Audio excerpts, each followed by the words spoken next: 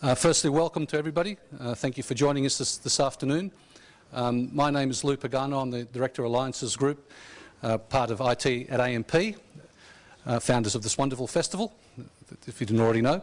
I've got the great responsibility this afternoon of introducing two wonderful guests. Firstly, Ian Dunlop, and importantly as well, a valued sponsor in Stephen. Steve, like the Beatle, Lennon. Lennon, that's right. I was thinking of a song that would save my life now. He got massacred at the doorstep, and I probably will after this as well. I'll leave Stephen to introduce Dr. Ian Dunlop. And for Stephen, Stephen is a member of ARIP.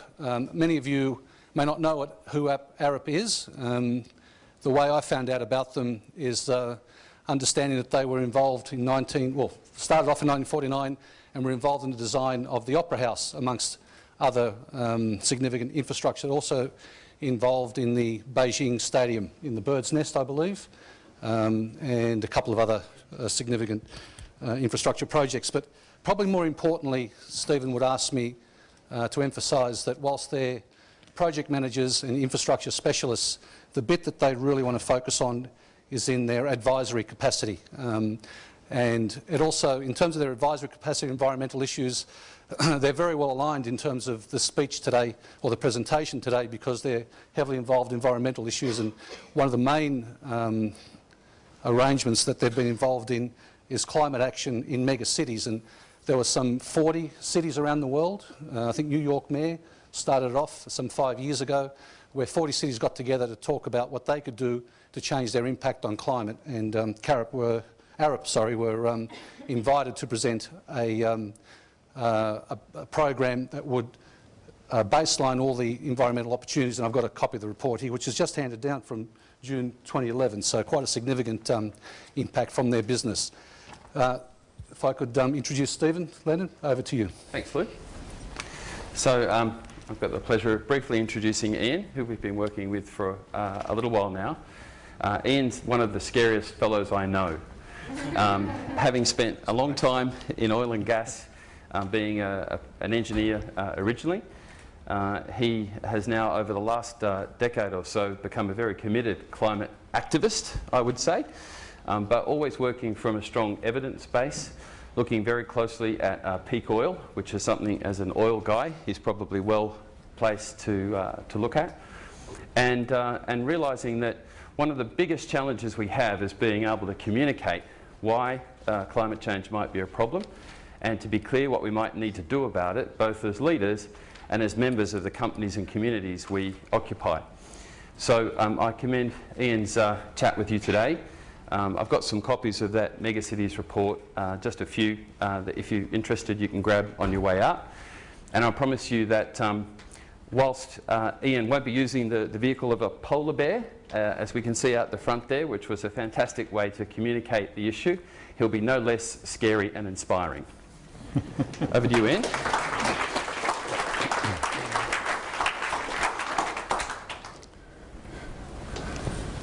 Well, thanks very much, Steve, for the introduction, and Lou, much appreciated. I'm not sure about the scary bit, but anyway.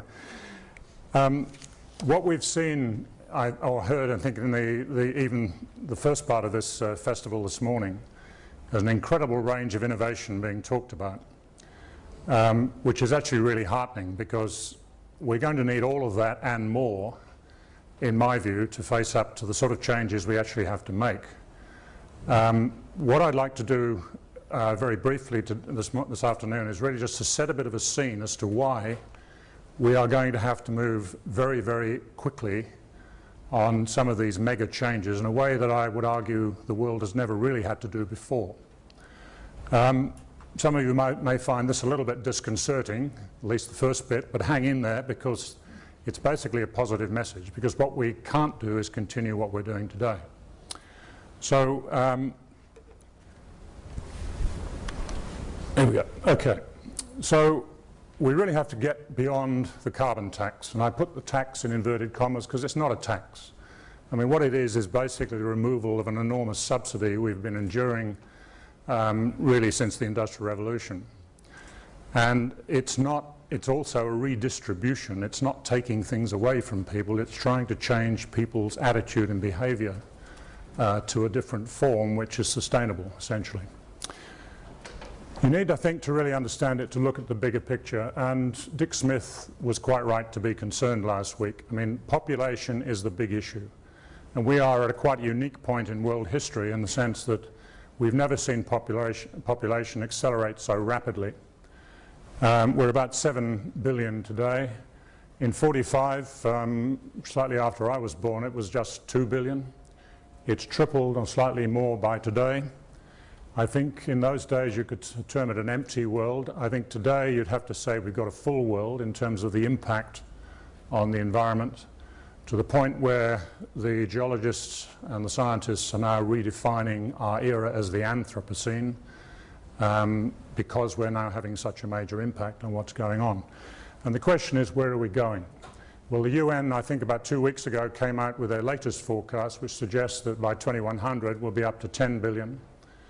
But whether that will happen, I think, remains to be seen.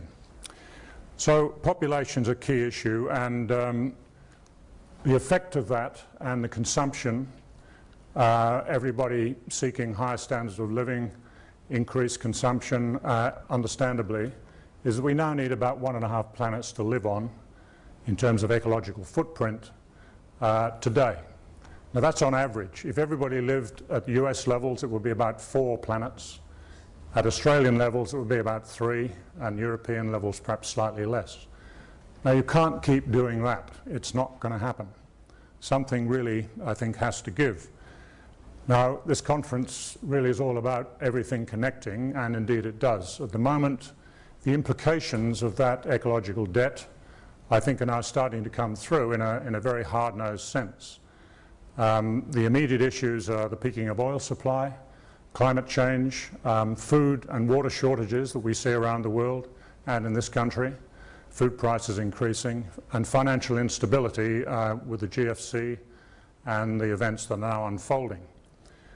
We tend to look at those in silos, but in effect they're all inextricably linked, and the problem we have is we're just not joining the dots. And what they represent is really the fact that what we are currently operating under is just not a sustainable world.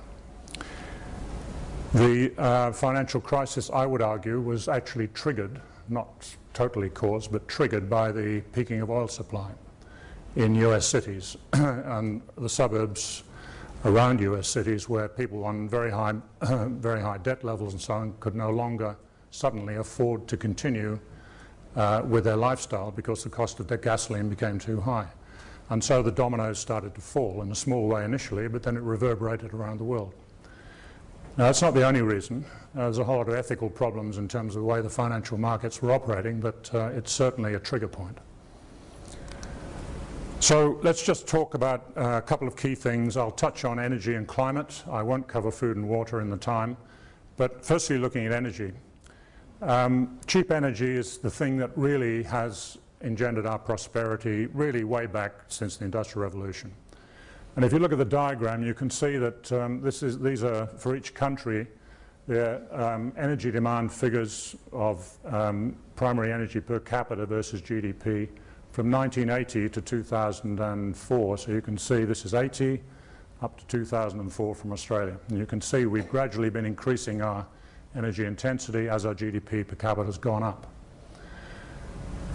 Up at the top here, you've got Canada and the US, North America, where if you like, the intensity of energy demand is sort of stabilized. Then you've got the European countries in the middle here. Australia's been slightly above that. And then down here you've got the BRICS, the Chinas, the Indias, the Brazils, and so on. And the real problem we have is that the demand of the rapidly developing countries is now moving up toward European type demand and maybe on. And the question you then have is, well, where is this supply going to come from if it keeps moving in the way that we have seen it happen ourselves? And the problem we have is that even if China moved from their current position of a relatively low primary energy consumption to GDP up into the European levels, you're going to need roughly 2 more Saudi Arabias purely to meet Chinese oil demand. Saudi Arabia is the largest oil producer in the world, about 10 million barrels a day, and we're going to have a problem because peak oil is now upon us. You've probably heard the word. It's not terribly well understood, but the concept is fairly simple. What it really says is that when you start drilling an oil field, you drill a lot of wells, you delineate the reservoir, the production rises, you get to the point where you've completed the drilling, it's saturated, you hit a peak, and then because the pressure in the reservoir gradually then declines as you take oil out, you go up one side of a bell curve, you reach a peak, and then you decline down the other. Now, it's a little more complicated than that mathematically, but that's broadly the concept. The issue is that when you get to the peak here, it's not that you've run out of oil. You've used roughly half the oil. It's the area under the curve here. Half the oil you'll ever produce. The other half is yet to come. The problem is that you can't really increase the production because it's limited by the reservoir characteristics, not by price, not by economics, purely by technology. Now, that's the sort of picture for an individual oil field. If you add it together for an oil province, and you get a similar pattern, you may find that the shape varies slightly depending on the sort of reservoir you're talking about, and geopolitical events interfere, like people shutting things in or refusing to supply. But broadly, that's the picture. And this is actually Norway, where Norway has now, since the 70s, seen an enormous growth. This is what they developed their sovereign wealth fund on. And now they're over the peak and they're coming down the other side. Now, when you add that up in a global context, then the question's always been, well, will we reach a global peak? And those of us in the peak oil community have argued that would be the case for quite some time. And this is simply the problem. The blue bars here are basically oil discoveries. The black line is production. And the lighter blue out here are future discoveries as forecast. Now, it's a bit like a bathtub. If you have a tap coming in at the top, you've got a plug hole at the bottom and water's going out and the tap is pouring it in. As long as the amount coming in is less than the amount going, is more than the amount going out, then the bath stays full or overflows. Once you reverse it, then gradually the reservoir, the water in the bath sinks. And that's what's happening. We've been buffered by all these discoveries for the last 2 or 3 decades. We're not finding it anywhere near as rapid a rate. That is why we're in the Gulf of Mexico and things like Deepwater Horizon happened. And we don't think, as things now turn out, that that's going to particularly change. So the question is, what do you really do about that? Well, the International Energy Agency, this is not just Ian Dunlop taking an extreme view, are now very concerned. This is their annual World Energy Outlook from last November. And what they're showing is that conventional crude oil is now dropping off here. We have the overlay of natural gas and unconventional oil, but we're going to have to find this much between now and 2035, which is about 4 Saudi Arabias. And that's pretty unlikely given the rate of discovery that we've been seeing around the world in recent time.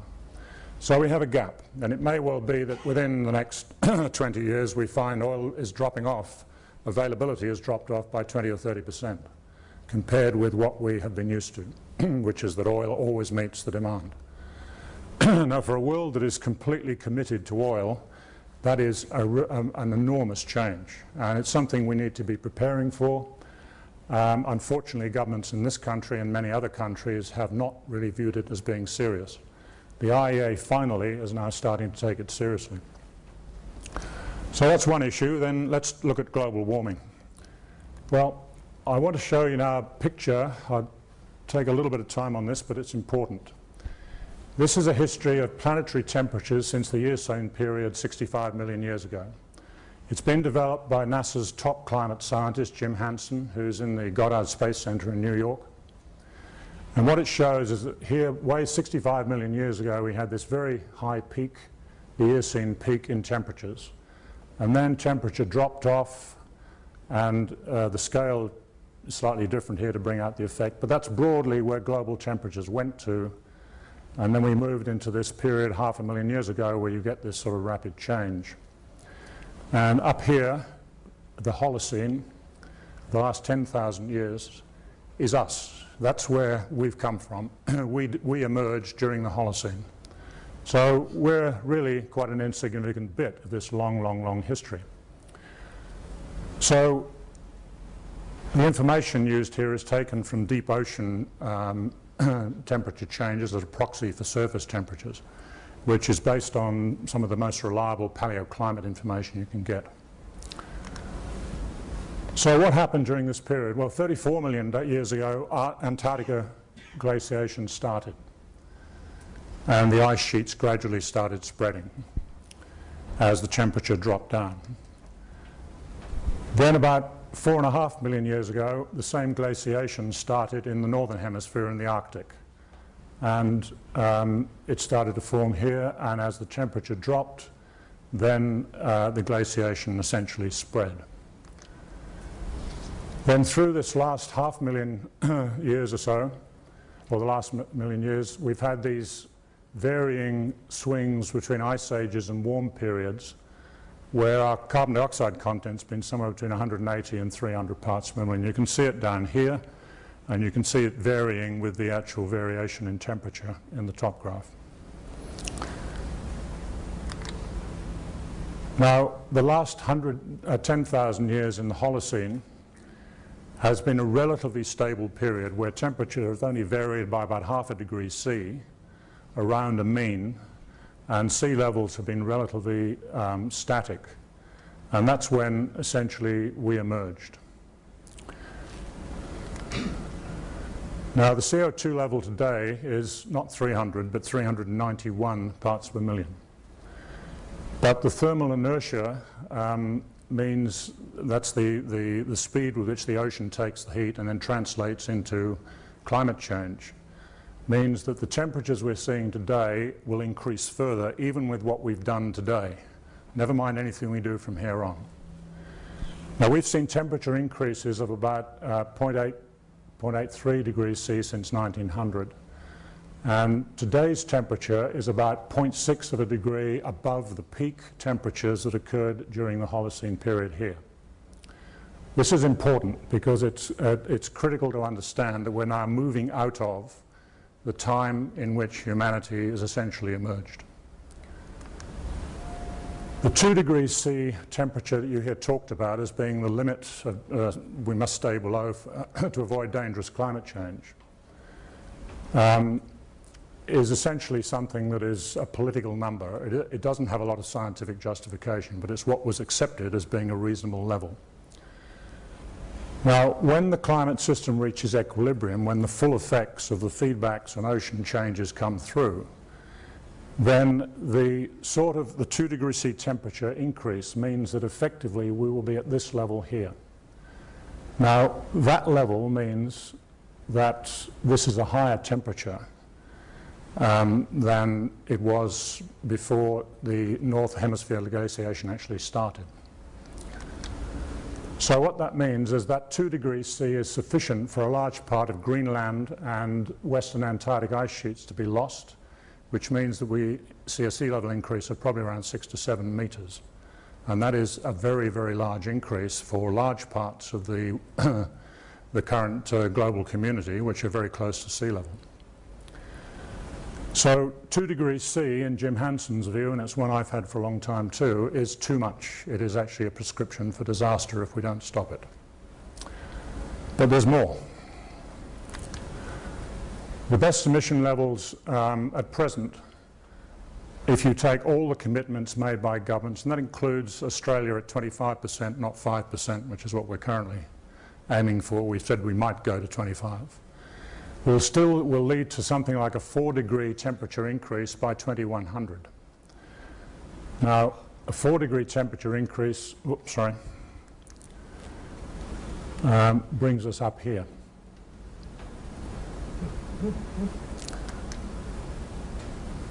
And that means that effectively what we're going to see over time, not instantaneously, but over time, is a complete loss of all ice sheets on the planet. And that's something like 70-meter sea level rise. So, you know, this is a very different world, and if you want to think about what a 4-degree temperature rise means, then there's a very interesting publication that has summarised it, which you need a large glass of red to read, actually, but it needs to be looked at because you need to understand what it is we're dealing with in trying to handle this problem. That's right. So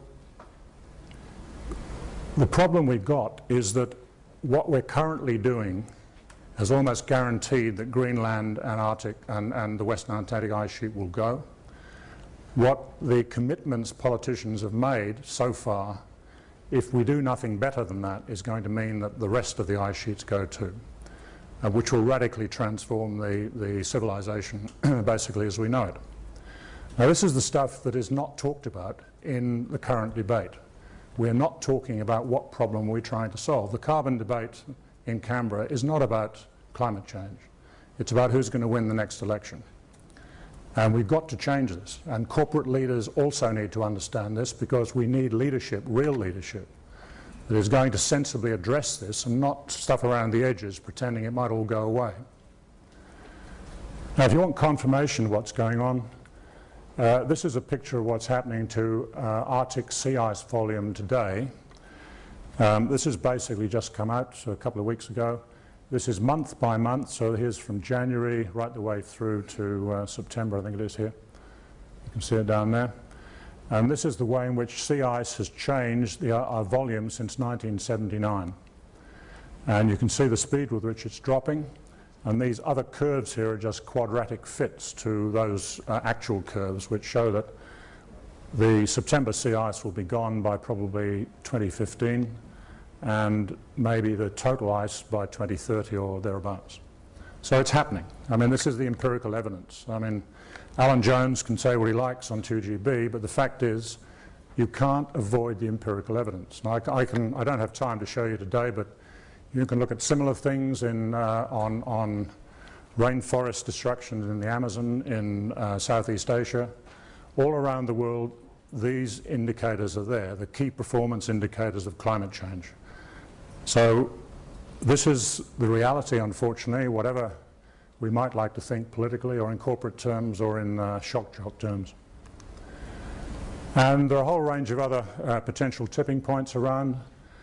The Greenland ice sheet and the Antarctic ones I've talked about. The biggest issue in all of this perhaps is the permafrost in the Arctic, which contains about twice as much carbon as the atmosphere does. And once that starts melting, you start to get CO2 and methane emissions coming through from that. And there is evidence that that is actually already occurring. So I won't go through all the rest of these. There's a much longer presentation that has a lot of detail if anybody's interested, actually. So these things, the tipping point concept is the idea that we don't just have a linear change. That climate, in fact, will change, and at a certain point, it might suddenly flip into a new equilibrium state, which is much less conducive to human development than we've been accustomed to through the Holocene. I mean, a 4-degree temperature increase, the carrying capacity of the planet under 4 degrees C is probably around 1 billion people, not 7, not 10. And that's the reality. I mean, that's some of the best scientific advice you can get. There's a conference in Melbourne in July, actually, on 4 degrees C and what it means. There was one in Oxford about 3 years ago. So this is what we're grappling with. So we need to face reality. These are the sorts of things that are happening. I won't go through them in detail. I can explain them separately if anybody's interested to pursue it. And we need to change the whole framework under which we're trying to address this problem. We, of course, are leaders. I mean, this is Australia in carbon dioxide equivalent per person. We're way up the top of the pile here, about 28 tonnes per capita. And we're pretending that why should we change when the rest of the world is not doing anything? The rest of the world is moving much, much more rapidly than we are. The other issue that is not often commented on is the linkage, again everything connects, between climate and energy. If you take all of the fossil fuels in the world, the proven reserves, gas, oil, coal, they total, the blue bar here, about 2,800 gigatons of CO2. The climate modelling that's been done, if we want to say purely below the 2 degrees C level of temperature, we cannot afford to burn more than 30 to 40% of the remaining proven fossil fuel reserves in the world. Otherwise we exceed that limit, and 2 degrees C is already too high. So you have to ask the obvious question, well, why do we continue to explore for this stuff? I mean, why are we in the Gulf of Mexico? Why isn't that money going into low carbon alternatives? So where do we go from here? Well, rather than a problem, this is actually the great opportunity, because we can't keep doing what we're currently doing. It's just not tenable to keep going in this way. The first thing we've got to do is be honest about what we're trying to achieve. It's a far bigger problem than we're being told, but unless you're honest about it, we're never going to find the right solutions to it, and we don't have very much time. So we have to see not 5% emission reductions by 2020, but 50%, 10 times more. We have to see almost complete decarbonisation by 2050. We need not only to stop emissions and reduce them, we've actually got to start drawing down carbon from the atmosphere, because we're 391 at the moment. We've got to get back to probably somewhere below 350, toward 300 preferably. And we really have to see those emissions peak within 5 years. This is not something that we know we'll think about it and we might make some changes by 2050, which is the way most of our current political debate goes. We've got to get on with it. And we've got to take peak oil seriously and prepare. I mean, the trouble with peak oil, you're not quite sure when it's going to happen, because what's been occurring is the oil price goes up. Once it hits $100 a barrel, there's a recession in the US. So demand drops. And then you drop, things pick up again, the price comes up, and so you go along in this undulating plateau, which may go on for quite some time. But the point is, the peak is probably here already, and we need to prepare. We should have been doing it a decade ago. We've done nothing, and we are actually extremely exposed, because our self-sufficiency is now 50%. It's probably going to be less than 20% by 2020, 2025. So there's some very big issues which we're not thinking about, and honesty is the first step. So the solutions, well, from a global warming point of view, we've got to see early introduction of carbon pricing. You know, you don't allow sewage to slosh around the streets. You expect people to clean up after their operations and they incorporate it in the cost of their ventures and so on. It's the same with carbon. We can't any longer just allow people to pollute. Now, people who've been producing carbon have known for the last decade that this was coming. So there's little excuse for compensation. We have to recycle to the less well-off, to the community, because this is about redirecting behaviour. It's not about taking money away from people, it's getting us to change our habits. So recycling is critical. It needs to go to the community and to low-carbon innovation to make these things happen quickly. We've got to have complementary measures. You can't just do it with carbon pricing alone. I believe what we'll get to is personal carbon trading before long, which is now being trialled on Norfolk Island and has been developed in the UK for quite some time now. Because it has to happen not just with the big polluters, but right the way through the community. We all have got to change our habits, and we're not very good at doing it. We have to get rid of fossil fuel subsidies. There's got to be major support for biosequestration, the soil carbon issues you've heard about, reforestation. The carbon capture and storage idea, that's geological storage of carbon, where you extract it from the smokestacks of power stations or whatever, or before you burn it. You put it underground and store it long term. It's been done in the oil industry for decades. I was doing it in the North Sea in the 1970s, but it's one thing to do it in the oil industry where you have defined reservoirs with safe storage that you're reasonably confident about. It's something completely different to do it in water aquifers and salt domes, which have never been really tested for that purpose. And what we're talking about here is to make that work, you have to create something that's the size of the world oil industry. And I just don't think it's going to happen in that way. So, yes, we may need it to some extent, but don't assume it's a silver bullet. We have got to retain our options. It depends on what you think the size of the problem is. If you believe it's as urgent and large as I do, then we've got to stop high carbon projects now. So we don't have either any more export or domestic projects unless we can sequester the carbon safely, and there's no sign of that actually happening in the short term. So we just have to face up to that fact and look at much more innovative ways of trying to manage this process. I'm not saying it's not a use for coal, but it's not going to be the traditional use that we've been accustomed to.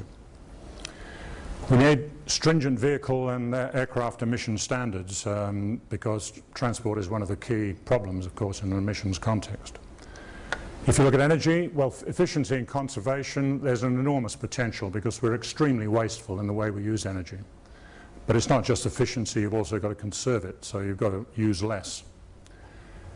We need the full range of renewables, and who knows what's going to come to the top of the pile. And if you come to Gunter Pauli's talk tomorrow, you'll hear a whole lot of ideas about things we've never even thought about that might well suddenly come out of the woodwork to surprise us. So I recommend you listening to that. We have to give serious consideration, I think, to new generation nuclear, not the old technologies, because of the size of the problem. But it's not going to be a help in the short term because a lot of those things are still embryonic. We have to carefully look at biofuels, avoiding conflict with food and making sure that we do genuinely have an emissions reduction potential. The US launched into ethanol in a big way, and it's been a complete disaster because it's probably environmentally worse than it would have been if they'd stuck to fossil fuels. But there are interesting technologies coming through, second generation biofuels particularly. Gas to liquids and coal to liquids, which our Minister for Resources is extremely keen on, maybe. I don't personally think it's going to happen, but gas might. I don't think coal will. Gas is the flavour of the month, but be careful. Coal seam gas may be worse than coal when you add up the full potential emissions impact, and the same with shale gas. Fuel cells, of course, are one area. And there's a whole lot of other things in there in terms of distributed energy that I don't have time to really get into, which are going to transform the way in which we live. I mean, if you can start to have small-scale energy distributed in rural areas, it changes the whole concept of the way we live and the way manufacturing might work and industries move, decentralisation and so on. Finally, we need preparation for peak oil with an oil allocation system as we had in the 70s on a smaller scale. To handle the allocation of a scarce commodity when peak oil really starts to bite. If you look at infrastructure, major urban redesign I think is critical. High density sustainability, integrated public transport, decentralisation of work. Rail will become a major transport mode for both passengers and freight. We need electricity as probably the dominant energy supply, but from clean sources. We really have to stop freeway and airport construction because all that's doing is creating more car use in a conventional sense, and find other ways to provide mobility. Air travel is unclear as to where we're going to go. If we can make some of these really innovative biofuels work, maybe it will continue, but I suspect that not in the way we've been accustomed to. Localised food production will come back into fashion. IT is going to be an enormous innovative area, I think, in terms of handling reduction of ecological footprint around the world. And Alex Zielinski gave a very interesting talk earlier this afternoon, actually, on that, what the CSIRO are doing on that. And then enhanced resource productivity across the board. Waste has to become a major resource, and the things we do become zero waste, full stop. And a lot of that is actually happening, but it's not happening probably quick enough at this stage. In terms of risk and resilience, we have a bit of a problem because, I mean, what we have seen I think through the period of globalization in the last 20 years is a decreasing resilience within the global community. We all now are so interconnected. At the moment something happens in the Midwest and US, it reverberates through the economy and the whole pack of cards collapses. One of the benefits of the market economy is that it's allowed you to grow as organizations. At some point organizations typically fail, but they have a system, we have a system that they break down, regroup, rebirth and grow again. That's been very valuable at one sense. But as things have become bigger and bigger, we've got to the stage where everything is now too big to fail. So we're getting to the point where we're now overextending something that is completely unsustainable. And when that collapses, it becomes catastrophic. And I think that's one of the biggest problems we've got in the way in which we're looking at these issues. And if you look at the way in which, for example, the resource industry reacts to climate change, that's exactly the problem. You know, we're all locked in to this conventional wisdom that says the boom is going to go on ad infinitum in the way that we've seen it. Well, I think the boom will go on, but it's not going to be in the way that you thought. So we really have to rethink. And one of the problems is that little thing that Sinclair wrote about in the 1930s. It's difficult to get a man to understand something if his salary depends on him not understanding it. And that's exactly our problem with incentives in the corporate world. We are now locked into an incentive system that is totally short-term, that does not take account of any of these issues, and until we change incentives, this won't alter. So corporate leaders in the room, that is your first priority tomorrow morning, dismantle the incentive system. Institutional issues, well, I think we are at the point where conventional growth will not continue in the way we've known it. We really have to move to a completely different concept of society, steady state growth and what have you, which there's a lot of work going on. We really have to redefine success based on long-term sustainability as a hard-nosed commercial issue, not on maximising consumption. Markets are important, but they really have to focus on enhancing the commons, not on short-term profit maximisation. We're going to need new forms of community involvement and democratic structure because the existing system can't handle the sort of changes that we're talking about now. Ross Garnaut's quite right. Climate change in some way has got to be put outside the political system, otherwise we won't solve this. I think it's going to lead to great opportunities for new cooperation between the North and the South, the developed and the developing world. Major changes to the way we see business models, particularly the incentive issue. And the re-emergence of that thing called statesmanship, which we used to have back in the 50s and the 60s, but I think we'd see virtually none of these days, where we have leaders who are prepared to look at the long term, irrespective of short-term consequences, and take action accordingly. And finally, perhaps the most important issue, we need community awareness and commitment to recognise the problem and really push for change, because unless the community is pushing, then our nominal leaders in our current system will never do anything. And I think that's no better demonstrated than what we've seen in the last 12 months in this country. But what this is all doing is triggering the greatest innovation wave we've ever seen. I mean, this is what people call the sixth wave, but sustainability, resource productivity, biomimicry, the stuff that Gunther will talk about tomorrow. I mean, this is all incredibly exciting stuff. But the issue is that it's now got to start happening in a way that is much accelerated, I think, from the way that it might move under conventional reform processes. But it's not just technology. We have to see a value change. I mean, the 20th century, I think, was really focused on the economy, on quantity, consumption, growth, materialism, and so on.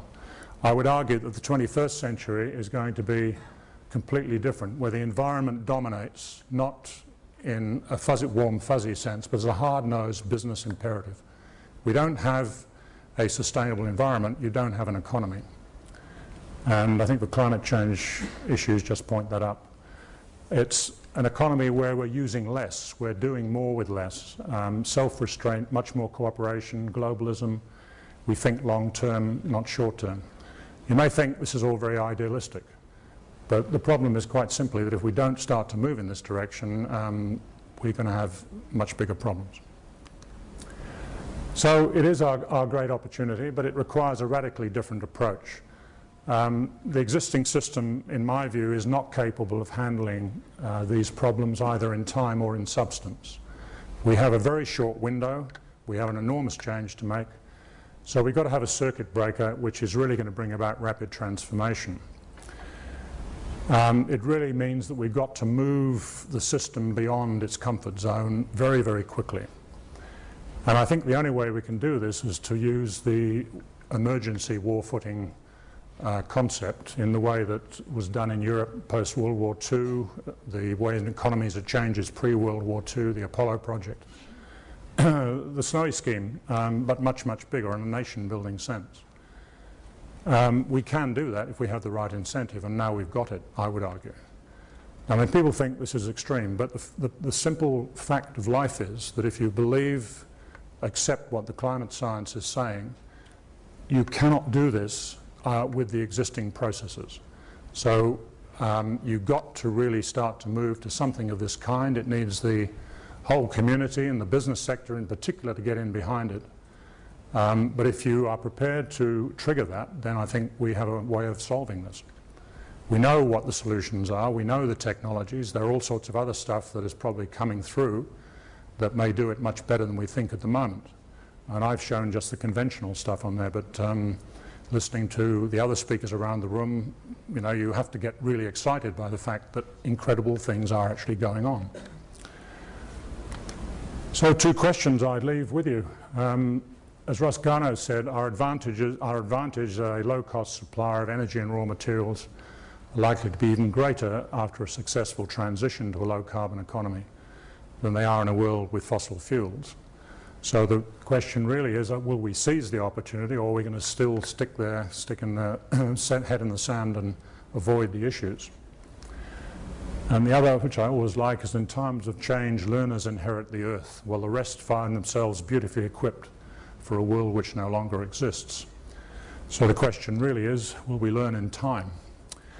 I would urge you, as leaders in your own particular groups within the business community and so on, to really try and get abreast of these issues and really put the pressure on your system, your corporation, whatever it is, to start to change the terms of the debate. Because unless it comes from your level, the community, corporate leaders and what have you, then we're not going to solve this. But once we get that ball rolling, which I think is starting to happen, then we can. So thank you very much. Thanks, Ian.